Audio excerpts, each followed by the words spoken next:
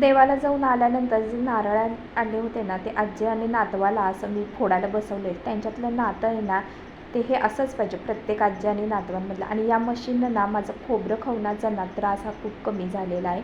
म्हणून 3 नारळ इथं मी असे या पद्धतीने खवून घेतले.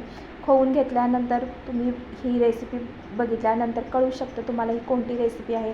2-3 मिरच्या घातल्या आहेत आणि चांगलं 7-8 वेळेला पाणी घालून त्या खोबऱ्यामधून पूर्णपणे त्याचा दूध हे काढून घेतलेलं आहे. तर आता हे पाणी घातल्यानंतर चाळण्यासाठी चाळणी नव्हती म्हणून मी असा जुगाड केला. जी आपली पीठ चाळायची चाळणी होती ना, त्यानंच मी हे सगळं गाळून घेतलं पाणी.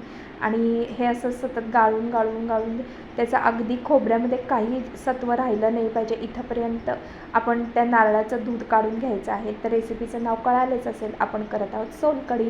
आणि या सोलकढीसाठी इथं मी इतकं सारं हे दूध काढून घेतलेलं आहे. याच्यामध्ये आता आपण साखर घालणार आहोत. साखर तुमच्या आवडीनुसार घालू शकता. मी चांगली मूठभर साखर याच्यामध्ये घातलेली आहे.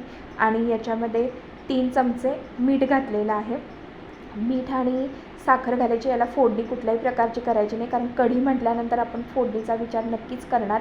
आणि आमसुलं जी आहेत आधीच भिजवत ठेवलेली आहे ती एवढी घातली. पण नंतर लक्षात आलं की अजून ह्याला आमसूल लागणार, म्हणून सरळ मिक्सरमधून काढून परत चाळणीतून काढलं आमसुलाचं रस. आणि हे बघा, हे फ्रीजमध्ये ठेवल्यानंतर इतका छान गाढ अशी सोलकढी तयार झालेली ना. तर एन्जॉय करते मी तोपर्यंत. धन्यवाद.